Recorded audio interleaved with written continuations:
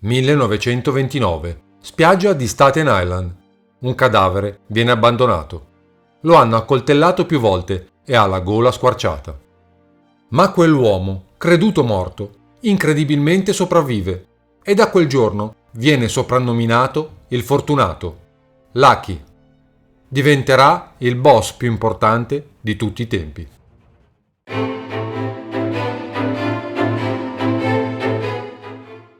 Chi è questo criminale che la rivista americana Times nel 1999 inserisce nei 300 personaggi del XX secolo, accanto a Walt Disney, a Henry Ford, a Bill Gates? Nell'articolo, Luciano viene definito orchestratore criminale, ovvero colui che ha reinventato e modernizzato la mafia, gestendola elegantemente come un'organizzazione nazionale che si è concentrata sulle cose davvero importanti e che vede la violenza come un ostacolo per gli affari, riuscendo ad avere un'influenza sull'America dalle luci di Broadway a ogni livello dell'ordine pubblico, della politica nazionale e dell'economia mondiale.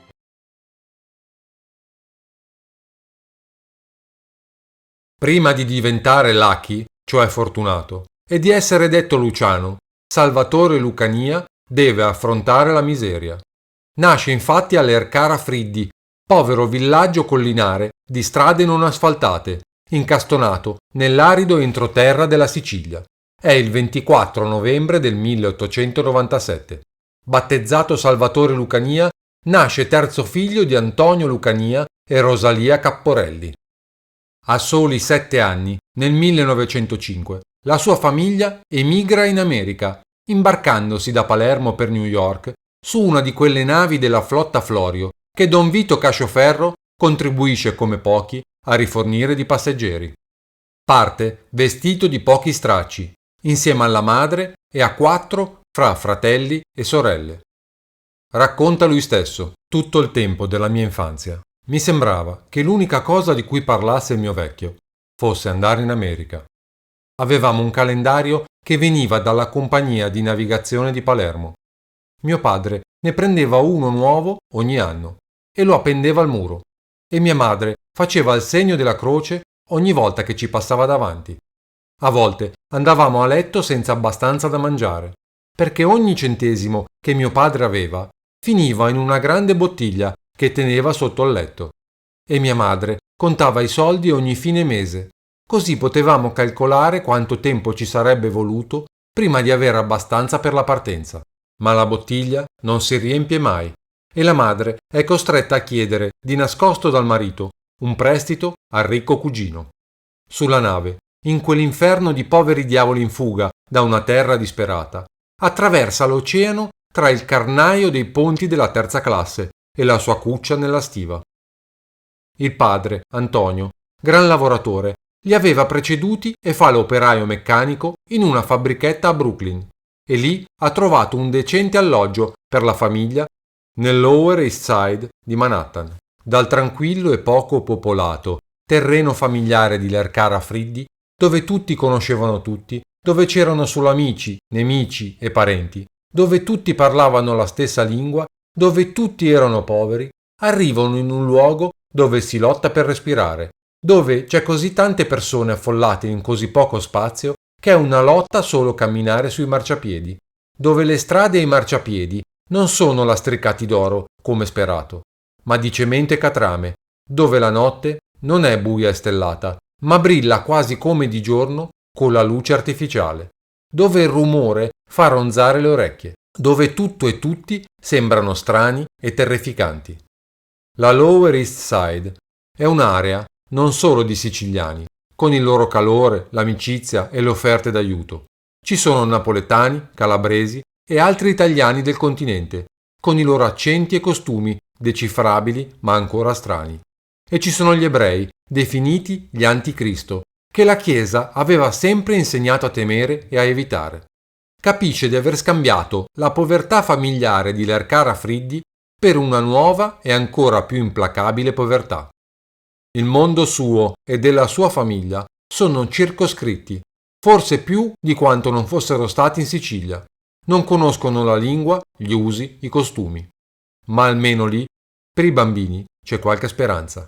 Antonio Lucania ottiene in breve la cittadinanza americana e di conseguenza la ottengono sua moglie e i suoi 5 figli minorenni. Per quanto riguarda mia madre e mio padre, la cosa migliore dell'America erano le scuole. Erano gratuite. All'Ercara Friddi avevamo solo scuole cattoliche e bisognava pagare per frequentarle.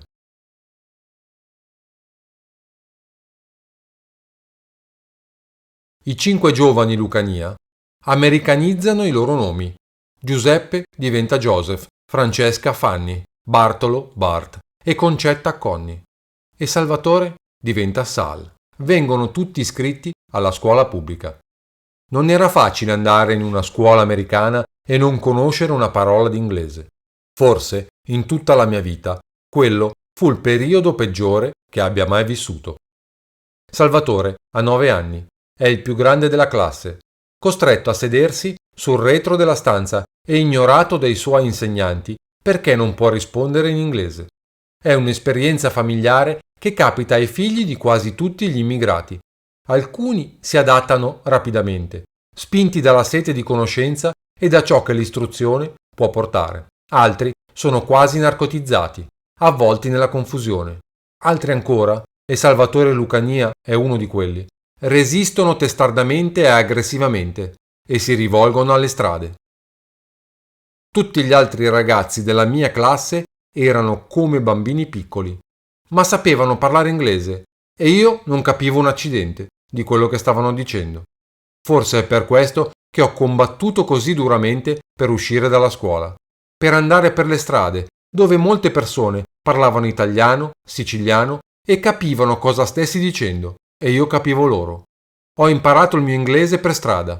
Questa è l'unica cosa di cui mi pento nella mia vita, più di qualsiasi altra, che la mia grammatica sia scadente e non abbia molte buone parole, e parlo con un accento di New York. Durante i suoi 5 anni di istruzione formale, dall'età di 9 anni ai 14 anni, Salvatore Lucania, intrappolato dall'ignoranza, dalla maggiore età e dalla stazza, guarda con una sorta di amara invidia i bambini più piccoli e più giovani, specialmente i bambini ebrei, contro la cui corrotta influenza è costantemente messo in avviso a casa e in chiesa. Ma c'è qualcosa che impara osservandoli. Hanno cervello e possono essere utili. Una lezione che rimarrà con lui nel corso degli anni e che lo distinguerà da molti altri criminali italiani che nulla volevano avere a che fare con gli ebrei. Un'altra lezione che impara è quella delle lotte sindacali, che vede di frequente nella sua zona. Per noi i sindacati erano qualcosa che aveva a che fare col far guadagnare alle persone un paio di dollari in più, una possibilità di lavorare qualche ora in meno, una possibilità di organizzarsi e diventare forti. Ho usato quelle idee negli anni 20, quando ho trovato un modo per organizzare i sindacati e prendermeli. Salvatore inizia a saltare la scuola. L'assistente per gli studenti assenti è spesso alla porta dell'appartamento dei Lucania e quelle visite sono invariabilmente seguite da botte del padre e preghiere della madre affinché finisca la scuola. Ma l'assenteismo continua. È il 25 giugno 1911. Il Board of Education prende la sua misura più severa. Salvatore viene mandato alla scuola Pitt di Brooklyn, dove rimane per 4 mesi. Questo primo periodo in cui sono stato rinchiuso è come una nebbia per me. Questo era un posto dove si supponeva che imparassi che era sbagliato non andare a scuola. E invece imparai solo come rubare meglio o come fare borseggi, tutte queste cose. Quando sono uscito, dopo 4 mesi, sapevo che la scuola per me era finita. Sapevo anche di odiare Brooklyn.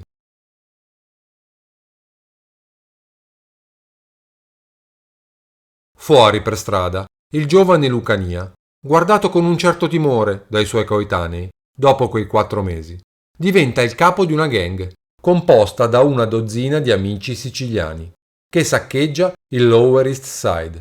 Difficilmente c'è un negozio o un pedone solitario che torna a casa al crepuscolo al sicuro da lui, o da decine di altre bande come la sua. E fra i molti ragazzi incontrati ve n'è uno che viene dalla Calabria.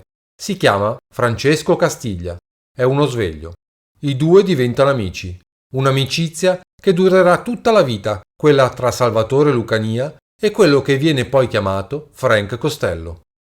Tra i 15 e i 16 anni la gang di Luciano guadagna soldi che deve poi giustificare di fronte alla propria famiglia. E quindi tutti si fanno assumere da qualche parte per avere un lavoro di copertura che possa giustificare gli abiti nuovi e i soldi dati in famiglia.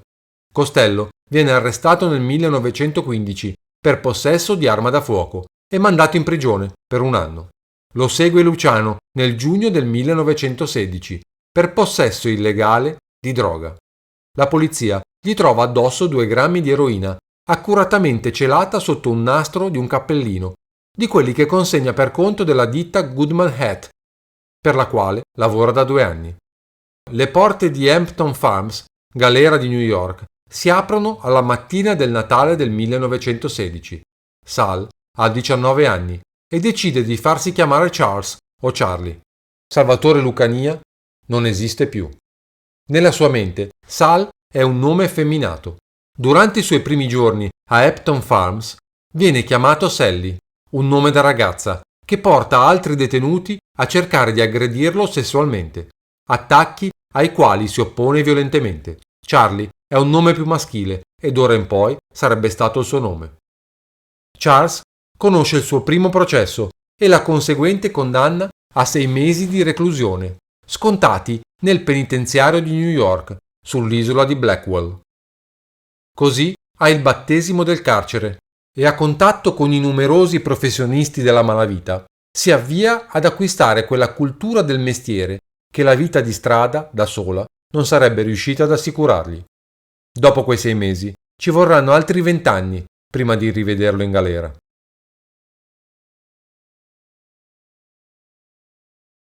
La scuola di mafia, con il relativo codice d'onore, la frequenta poi diventando picciotto dell'importante famiglia di Joe Masseria, detto anche Joe the Boss. Quel posto in famiglia, l'ancora anonimo Charles, riesce ad ottenerlo perché negli anni '20 la mafia ha un gran bisogno di manovalanza. Viene destinato a seguire il business degli alcolici. Il proibizionismo, oltre ad arricchire produttori clandestini e contrabbandieri, ha avuto tra i suoi principali effetti quello di rendere a suo modo rispettabile l'illegalità. Si tratta infatti di agire su un terreno di rapporti sociali, nel quale l'aiutare la gente a sottrarsi al divieto di bere alcolici lo si sarebbe potuto persino interpretare come una forma di laica resistenza. Così Salvatore Lucania racconta uno dei suoi incontri, quello con Al Capone. Capone era 3 o 4 anni più giovane di me. Un ragazzo con un sacco di muscoli e coraggio. Aveva fatto un paio di lavori con me. Quando abbiamo scoperto, attraverso i nostri contatti, che la legge stava per stringere le maglie su di lui, ho mandato un messaggio a Brooklyn e abbiamo organizzato un incontro in un negozio di merceria. Capone entra nella stanza, sul retro, mi abbraccia e dice: «Ehi, cugino Charlie, che succede?» Certo, non era mio cugino, ma mi chiamava sempre così. Ho detto: «Ti dirò cosa succede. Devi levarti di qua, il più presto possibile, e non perdere tempo a fare le valigie». La faccia di Al si è abbattuta così tanto che tutto il suo corpo sembrava flosciarsi. È stata la prima e unica volta che l'ho visto così spaventato. Ho detto ad Al di non preoccuparsi, che avevo organizzato tutto. Ero stato in contatto con Johnny Torrio a Chicago e lui era disposto ad accoglierlo. Gli ho dato $2.000 in piccoli tagli e gli ho detto di andare subito alla Grand Central a comprare un biglietto. Poteva prendere abiti nuovi quando sarebbe arrivato a Chicago, tra un paio di giorni. Capone si è commosso così tanto che ha quasi cominciato a piangere. Poi mi ha abbracciato di nuovo e mi ha baciato dritto sulle labbra, come un siciliano, e se n'è andato. Gesù, non era siciliano, era napoletano, e non mi è piaciuto che mi baciasse in quel modo. Ma cosa potevo fare? A Chicago, Al Capone diventa l'alter ego di Johnny Torrio. Torrio è la mente, Al il braccio. Con il proibizionismo si prendono Chicago eliminando prima il boss Big Jim Colosimo. Dopo un anno Capone torna a New York per una visita, indossando un completo sartoriale e anelli di diamanti, un grosso sigaro in bocca, il velo del potere sopra di lui. Siede alla testa del tavolo nel ristorante di Mulberry Street. bevendo il miglior vino italiano importato, brindando con coloro che gli stanno attorno. A tarda serata, con l'aria impregnata di fumo, teste pesanti per il bere, Capone alza il bicchiere e indica giù per il tavolo Charlie Lucania. A mio cugino Charlie, grida, che diventerà il re dell'alcol a New York. Ma quella corona di re dell'alcol è sfuggente e ci sono tanti altri pretendenti, alcuni più anziani ed esperti, tutti altamente determinati in quel momento. Lucania e i suoi soci sono appena diventati uomini. Lui ha solo 23 anni, Lansky non è ancora ventenne, Siegel ancora un adolescente. Solo Costello ha superato i 25 anni. I loro sogni e ambizioni criminali possono essere maestosi, ma la loro conoscenza e esperienza sono limitate. È in questo periodo che si aggiunge al gruppo il 18enne Giuseppe Doto, subito soprannominato Joe Adonis, che verrà da sempre considerato da Luciano come un fratello minore. I boss e le loro bande di gangster e picciotti sono gli esponenti più decisi e radicali di una generalizzata e spericolatamente moderna cultura del business e del successo a tutti i costi. A parte l'illegalità e la violenza dei metodi e delle procedure, hanno dei fondati motivi per presumere di rappresentare un aspetto appena un po' più violento del normale affarismo con il quale i protagonisti di una società normalmente spregiudicata, alla stregua di un Joe Kennedy, anch'egli trafficante d'alcol e padre del futuro JFK, riuscivano a crearsi immensa ricchezza. In altri termini, i mafiosi americani si sentono perfettamente in linea con l'andamento complessivo di una società in progress. Il tutto si svolge disinvoltamente e talvolta ben alla luce del sole, con una miriade di complici, non sempre appartenenti al mondo criminale, trattandosi, in pratica, di un affarismo in gran parte interessato allo sfruttamento intensivo delle varie opportunità di trasgressione e di benessere che il sistema offriva soprattutto alla società ricca. Non mancano interessi nel settore dello spettacolo, come il cinema, e in quello dei locali di divertimento e ristorazione, anche per lo sport, soprattutto per il racket delle scommesse clandestine, l'ippica per esempio, e ancor più largamente il pugilato. E il suo amico Meyer Lansky lo introduce alle teorie economiche sulla domanda e l'offerta, che ovviamente vengono applicate al mondo criminale.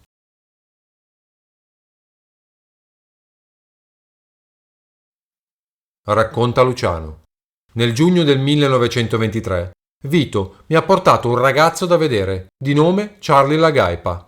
Lo chiamavano Naso Grosso Charlie, perché annusava la roba che vendeva. Ho detto a Vito, non parlarmene, non voglio mescolarmi con la droga. Una volta è abbastanza. Ma Genovese disse a Lucania che non c'era nulla di cui preoccuparsi. La Galpa aveva bisogno di $20.000 per fare un acquisto di narcotici che avrebbe fruttato $150.000 sul mercato. Se Lucania avesse messo i soldi, avrebbe ottenuto il 60%. Sembra un affare senza rischi. E l'eroina è già confezionata. Genovese dice, puoi farne controllare un po' a Joe a Brooklyn. Lucania si unisce al piano, ma quasi immediatamente scopre quanto fosse sbagliata la sua valutazione e quella di Genovese. È il 5 giugno 1923. Viene arrestato in 14th Street, con diversi pacchetti di eroina in una tasca. Devo essere stato pazzo. Avrei potuto mandare uno qualsiasi dei 50 ragazzi, ma come uno sciocco ho deciso di portare la roba io stesso a Joe Adonis. I suoi contatti con il Dipartimento di Polizia e con gli agenti antiproibizione, insieme a quelli di Costello, sono inutili. Il Narcotics Bureau non è in vendita. Avendo già una condanna per droga e con il fatto che tutti conoscessero la mia faccia, sembrava che stessi per fare un lungo soggiorno penitenziario. Ho provato di tutto, ho offerto loro qualsiasi cosa, ma non mi hanno nemmeno guardato. Per la prima volta avevo davvero le cose sotto controllo e ora la mia stessa avidità stava per tagliarmi le gambe. Quando tutti i suoi sforzi di corruzione e persuasione vengono respinti, Lucania ha un'altra idea. Gli sarebbe costata almeno $75.000, tutti i profitti che aveva previsto di ottenere dall'affare dei narcotici. Se non potevo comprare quei ragazzi, forse potevo dar loro qualcosa che mi avrebbe aiutato a fare un accordo. Quando siamo arrivati in stazione, mi hanno permesso di fare una telefonata. Non ho chiamato il mio avvocato. Ho chiamato mio fratello Bart e ho parlato con lui in siciliano. Gli ho dato un incarico. Gli ho detto di andare in un certo posto, a Little Italy, a spostare una scatola, tipo un piccolo baule, fatta di cartone, da un posto all'altro. Non doveva guardare dentro. Poi, per più di un'ora, nel seminterrato di un commissariato, Lucania viene interrogato da agenti locali e federali. Nel tardo pomeriggio, quando è certo che Bartolo abbia finito di spostare la scatola, Lucania dice improvvisamente ai suoi interroganti che ha un affare per loro. Se avessero ritirato le accuse di narcotici, li avrebbe indirizzati a un baule pieno di chilogrammi di pura eroina. Era un affare troppo buono per lasciarselo scappare. Anche se Lucania non forniva nomi e non sarebbero stati fatti arresti, avrebbero potuto sequestrare un grande quantitativo di eroina, togliendola dal mercato, e avrebbero potuto diffondere la voce, come fecero, che Lucania era una spia. E così accettano. Poi dice loro di andare nel seminterrato del 164 di Melbury Street e in un armadio lì avrebbero trovato una scatola piena di centinaia di pacchetti di eroina. Mentre Lucania aspetta in cella, già processato per l'accusa di narcotici, gli agenti si precipitano in macchina e corrono a Little Italy. Esattamente dove Lucania aveva detto che sarebbe stato, trovano il baule e l'eroina. Viene liberato. Le accuse contro di lui sono ritirate.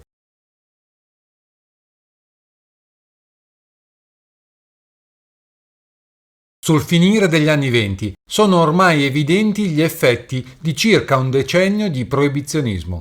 La delinquenza organizzata ha forzato gli antichi confini che avevano separato la malavita dall'alta società. Ed in questo contesto la mafia siciliana sta avendo la meglio sui gruppi antagonisti: ebrei, irlandesi, russi. Già da qualche anno il potere di Joe Masseria è minacciato dalla presenza di Salvatore Maranzano, un boss mandato in America dal capo della mafia siciliana, Don Vito Cascioferro, per rimettere ordine tra le bande siculo-americane di New York. Maranzano cerca di persuadere Charlie a tradire Masseria. Lo invita a un incontro e Lucania si porta a Costello, per vedere qual è l'accoglienza che Maranzano avrebbe offerto a un non siciliano, ad un calabrese. Amichevole, Maranzano dice: «Mi piacerebbe che tu ti unissi alla grande famiglia Maranzano. Saresti come mio figlio, come un figlio prediletto».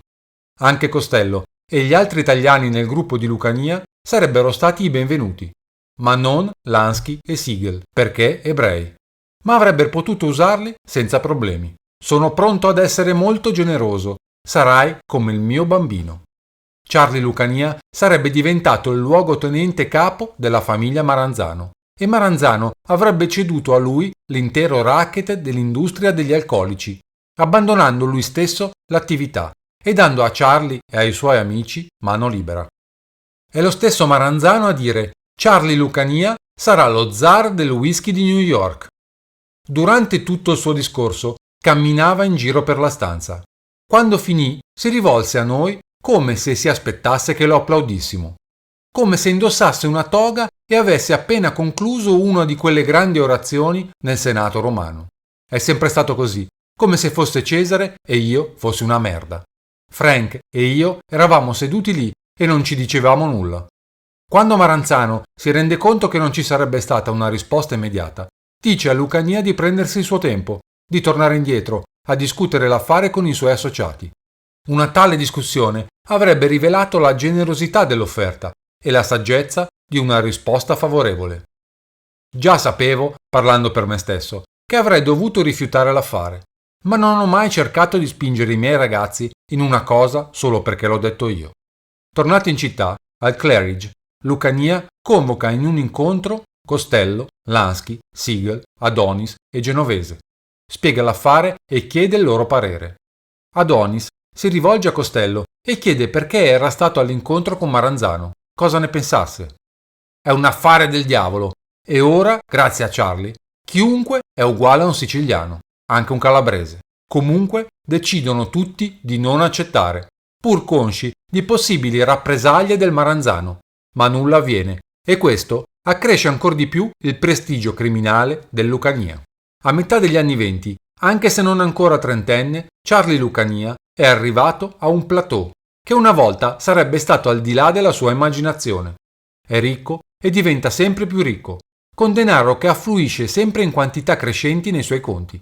Vive in un grande appartamento lussuosamente arredato nella parte orientale di Manhattan, a Murray Hill. Tutto di buon gusto, tutto costoso. Il suo guardaroba trabocca di vestiti nuovi, tutti provenienti dai migliori negozi e sarti. E come gli aveva insegnato Arnold Rothstein, che siano sobri, che emanino l'aroma del successo e della rispettabilità. Gioco d'azzardo, liquori e prostituzione sono i suoi cavalli di battaglia.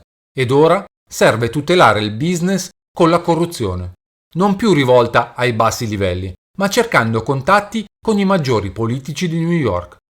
Ho adottato fin dall'inizio la politica di non schierarci solo con Tammany Hall e i democratici. Abbiamo appoggiato anche i repubblicani. Nella mia testa era un sistema a tre parti: repubblicani, democratici e noi. Lucania e i suoi hanno molto da offrire ai politici che li aiutano. Hanno il denaro per finanziare qualsiasi campagna, per rendere qualsiasi politico flessibile un uomo ricco. Hanno i contatti e la conoscenza per coinvolgere un politico disposto in affari redditizi, come la costruzione di strade, l'edilizia e altro ancora. L'elenco è infinito. E hanno gli uomini per terrorizzare gli avversari dei loro candidati e per spingere gli elettori a votare nel modo giusto. Proprio come non ebbero grandi difficoltà a comprare la polizia, non hanno grandi difficoltà a comprare i politici che vogliono, come i leader Tammany Hines e Albert Marinelli. E spesso non devono nemmeno cercare i politici, che vengono da loro in cerca di assistenza. Volevamo bravi ragazzi, vincitori, anche se giocavamo su entrambi i lati della linea politica, e in quel modo non potevamo perdere. Era comunque una buona cosa avere un ragazzo eletto che potesse fare un bel lavoro e essere rieletto più facilmente. In questo modo, la seconda volta, la campagna non ci costava così tanto. Arrivò il momento in cui potevo scegliere meglio i vincitori politici rispetto a quanto avrei mai potuto scegliere i cavalli. Ho fatto eleggere più di 80 persone, consiglieri comunali, sindaci, deputati, persino senatori. Nonostante i continui screzi con quello che in teoria è il suo capo, Joe The Boss Masseria, Lucania arriva a vele spiegate all'ottobre 1929, quando Maranzano lo invita ad un nuovo incontro. Dopo la mezzanotte del 17 ottobre, Luciano guida fino al traghetto per Staten Island, attraversa e poi si dirige verso un molo per le spedizioni, a circa mezzo miglio di distanza. Maranzano era già lì, aspettandomi. Sono sceso dall'auto, ci siamo stretti la mano e mi ha messo il braccio sulla spalla, come faceva sempre, e ha detto: «Sono così contento di rivederti, bambino». Siamo entrati in questo grande ufficio sul molo. Era vuoto e buio. Abbiamo trovato un paio di scatole e ci siamo seduti.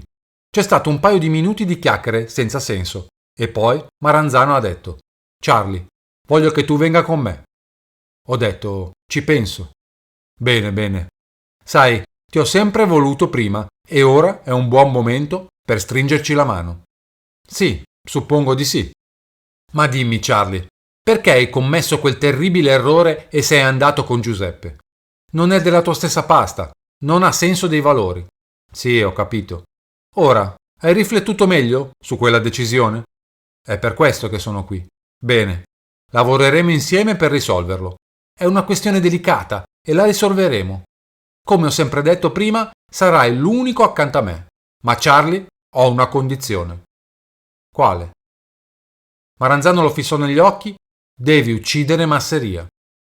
«Questo», pensa Charlie, «non è affatto una condizione». «Beh, ci ho pensato anch'io». No, non capisci, Charlie. Intendo che tu, personalmente, devi uccidere Giuseppe Masseria». Lucania si rende immediatamente conto che è una trappola. Nell'ambito tradizionalista della malavita siciliana, non si può uccidere il leader personalmente e poi salire al suo trono. L'assassino non può aspettarsi più di un ruolo secondario nella sua gerarchia e più probabilmente può aspettarsi di essere ucciso lui stesso, come vendetta. «Sei pazzo!»